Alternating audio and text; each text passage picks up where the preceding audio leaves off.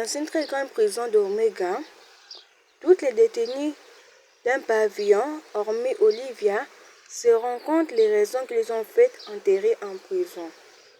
La nouvelle raconte ton histoire d'une des détenues à Olivia. Cette dernière se lève de son lit, elle vient s'asseoir sur la chaise libre. Flashback de 10 ans plus tôt.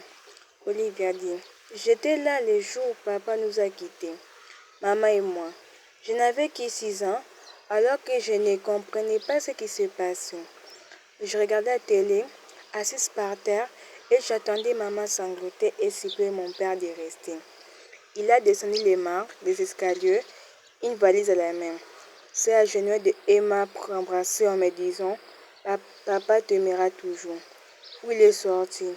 Je ne l'ai plus jamais revu. À la même soirée, ma mère s'est suicidée. J'ai donc été recueillie par sa sœur. Cette fille m'a rencontré tous les mesquins de mon père. Quand je les ai apprises, le sentiment de vengeance s'est installé dans mon être et je me disais en moi-même: papa était égoïste. Il n'a pas pensé à moi ni aux répercussions que cette décision aura sur son fils. Je jure sur la tête de ma mère que je ne lui tirerai. Quand j'eus 20 ans, ma tante mourut. Étant celle qui me forçait à étudier, j'ai donc arrêté les études. J'ai repris le commerce familial et j'ai commencé mes enquêtes sur le fils de l'homme qui est la cause de mes malheurs. Une semaine après le début de mon enquête, j'ai appris que le chauffeur qui conduisit mon père à sa deuxième famille n'est pas mort dans l'accident. Il est dans un coma. Je suis allée dans l'hôpital où il se trouve. Je suis allée voir son docteur. Je me suis présentée comme une de ses parentèles.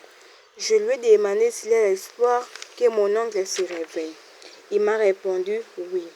Depuis que je suis née, j'ai prié qu'il est notre Père. Mais à partir de ce soir, j'ai prié pour lui. Une année s'était écoulée, mais il ne s'était pas toujours réveillé. J'avais perdu espoir et j'avais tourné la page.